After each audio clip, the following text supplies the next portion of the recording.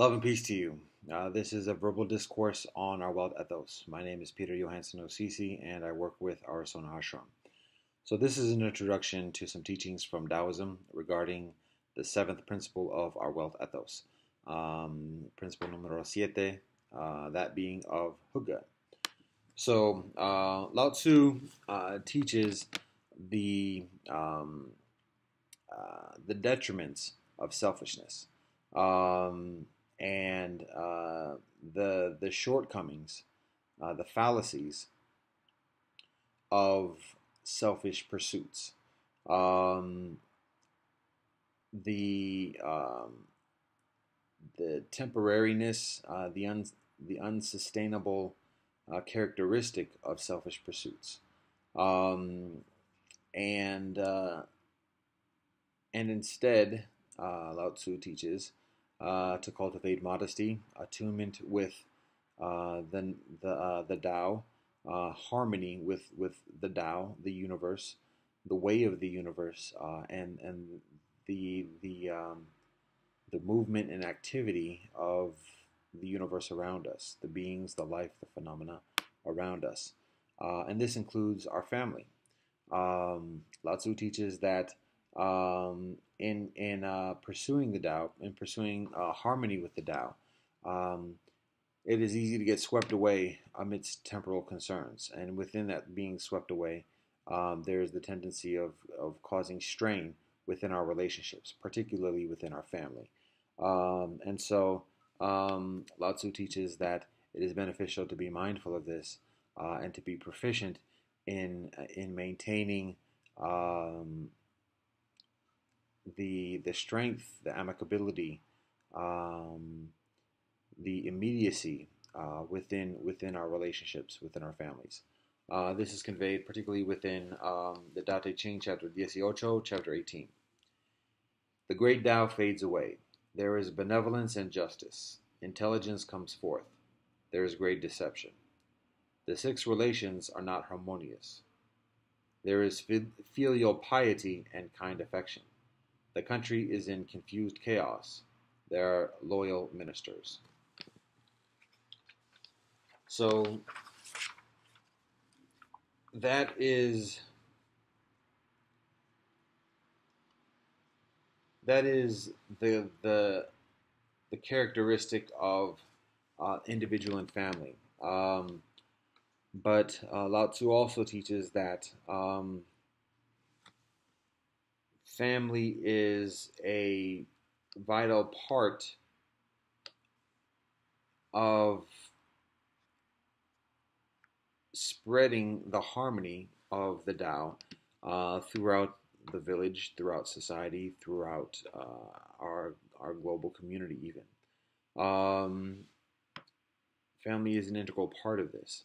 Lao Tzu teaches us to cultivate this harmony of the Tao within ourselves, but also to encourage it amongst those who are closest to us, our family members. Um, and this is the next step in the progression of going beyond to include our villages and societies and global community and the universe. So this is shared within the Tao Te Ching, chapter 54, chapter 54. That which is well established cannot be uprooted. That which is strongly held cannot be taken. The descendants will commemorate it forever. Cultivate it in yourself, its virtue shall be true. Cultivate it in the family, its virtue shall be abundant. Cultivate it in the community, its virtue shall be lasting. Cultivate it in the country, its virtue shall be prosperous. Cultivate it in the world, its virtue shall be widespread. Therefore, observe others with yourself. Observe other families with your family. Observe other communities with your community. Observe other countries with your country. Observe the world with the world.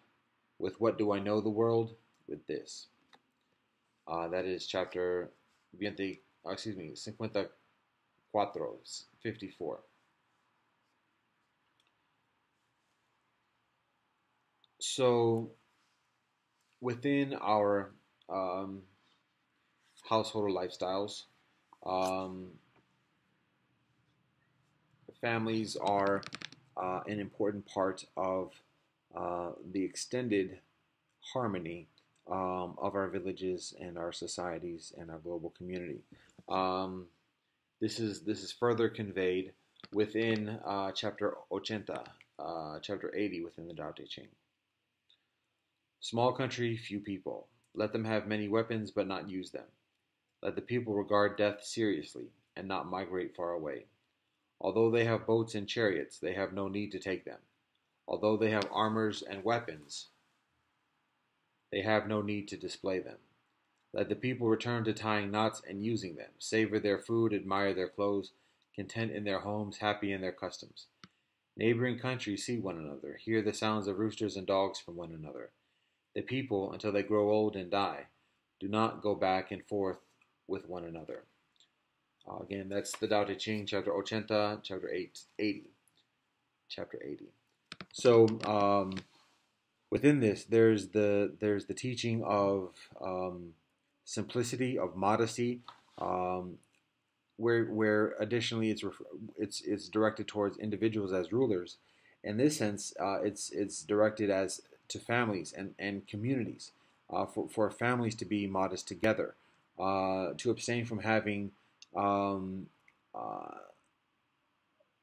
communally selfish ambitions of conquest and hoarding, of taking over and fighting other villages, other communities, other families, and instead to be satisfied with simplicity, with the simple things in life, and within the simple things there being meaning, and being able to harmoniously coexist with people with families who are very different, such that we're able to live literally next door to each other, being able to hear the roosters and the dogs in the next door um, domicile, um, and being content with each other amidst our differences, um, and living harmoniously. So those are some teachings within Taoism and the Tao Te Ching regarding the principle of Hygge, the seventh principle, principle numero siete of our Welt ethos. With that, are you happy?